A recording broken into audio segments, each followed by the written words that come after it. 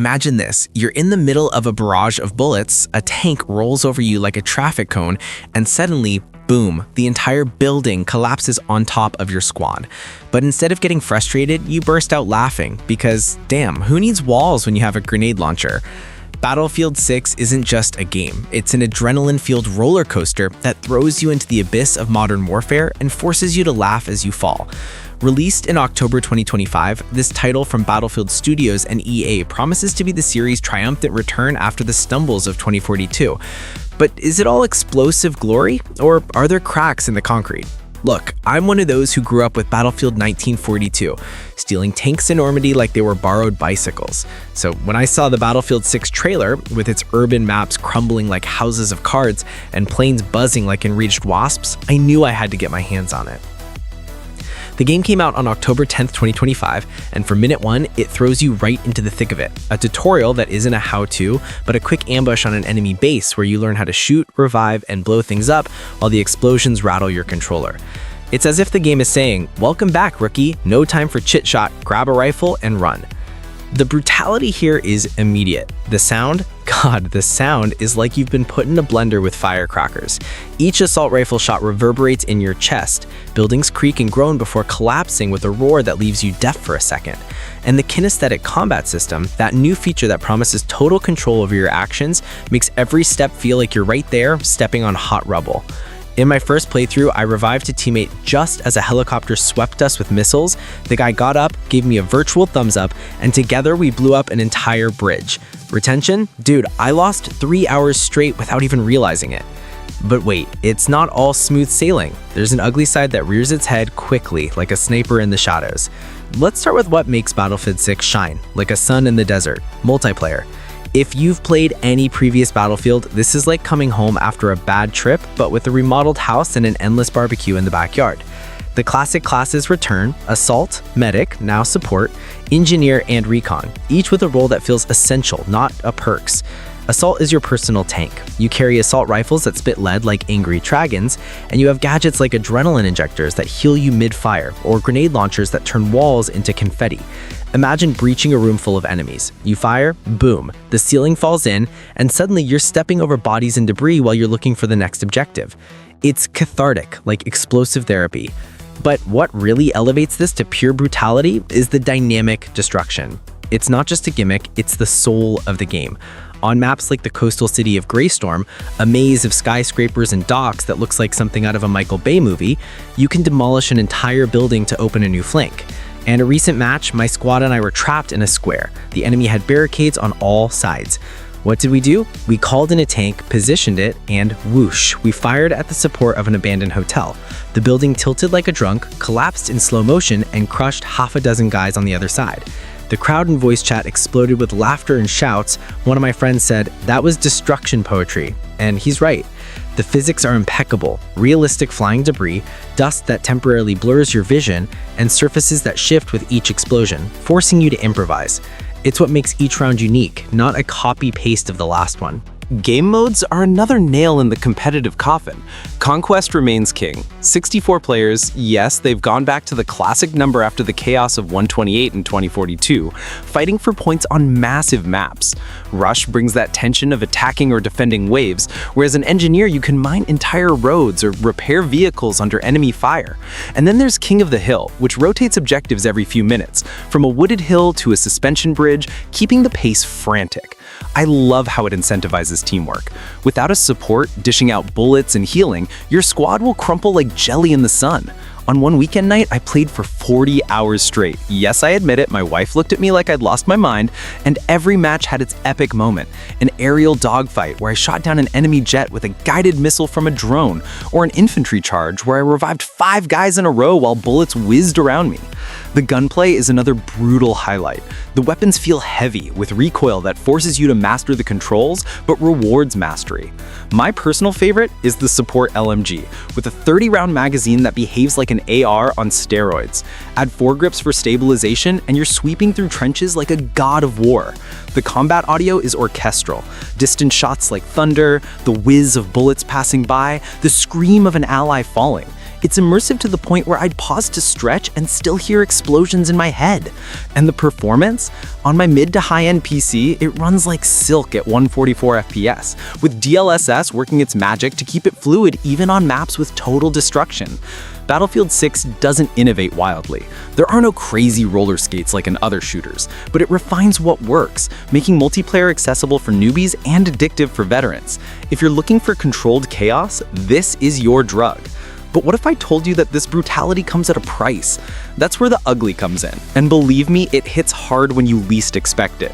Let's get to it, because I'm not one to sugarcoat the pill. Now, let's move on to the elephant in the room, or rather the rusty tank in the garage, the single-player campaign. Battlefield 6 comes with a 9-mission story, about 5 hours of gameplay, set in a fictional modern conflict inspired by current geopolitical tensions. Sounds promising, right? Special operations, international betrayals, all wrapped up in the explosive spectacle of the saga. But alas, my friend, it's like ordering a banquet and being served a stale tuna sandwich. The narrative is a jumble of cliches. You play as a generic elite operator, jumping from hotspot to hotspot, from an urban invasion in Eastern Europe to a naval assault in the Pacific, but the characters are as flat as a pancake. Your teammate is a typical jokester who cracks bad jokes in the middle of firefights, and the villain is a megalomaniacal general who monologues about the New World Order, as if we were in a 90s movie. There's no emotional depth, no jaw-dropping twists. It's purely a gameplay vehicle, and it doesn't even do it well. The main problem is that it feels dated. In 2025, with shooters like these that explore branching narratives or reactive open worlds, Battlefield 6 funnels you through linear corridors towards static shooting galleries. An early mission throws you into a World War II tunnel museum, yes, really, where you shoot waves of enemies in close quarters. It's as if the designer were saying, let's remember the old days, but forgetting that the world has moved on. The destruction is there, sure, you can blow up doors and ceilings, but it feels token, not integral like in multiplayer. And the tone?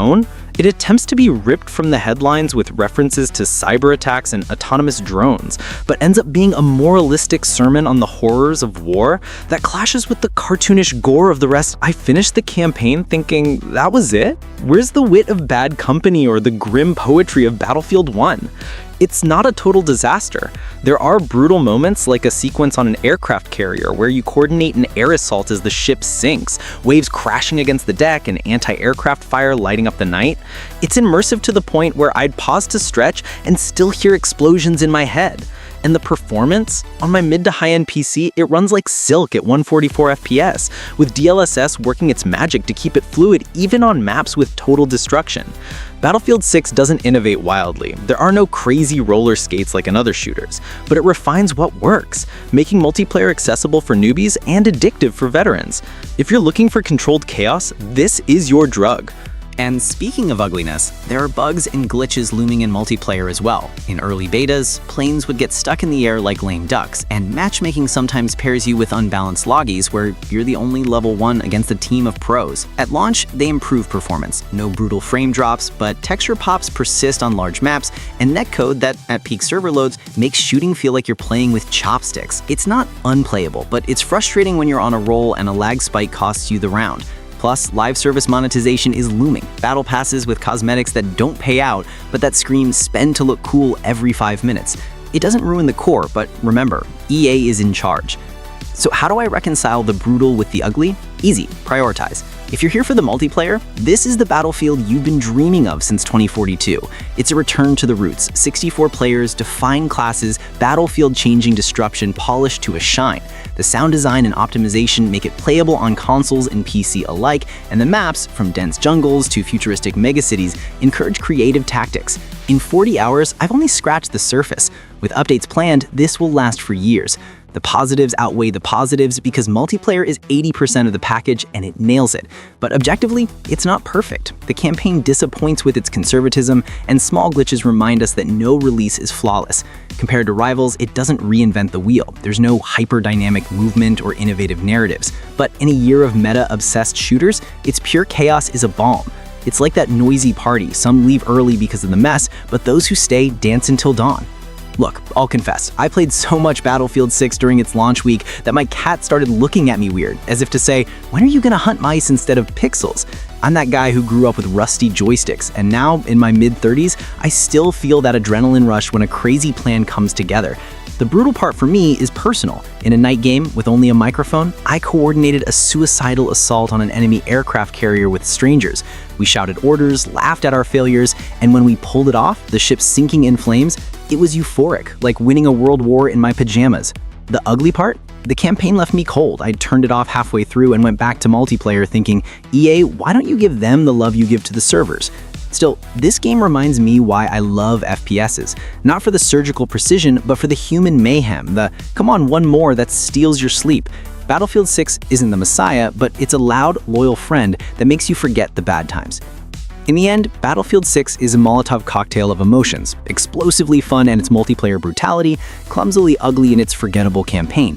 With a Metascore hovering around 84 and scores that praise its return to form, it's the 2025 shooter that keeps you glued, laughing and cursing alike.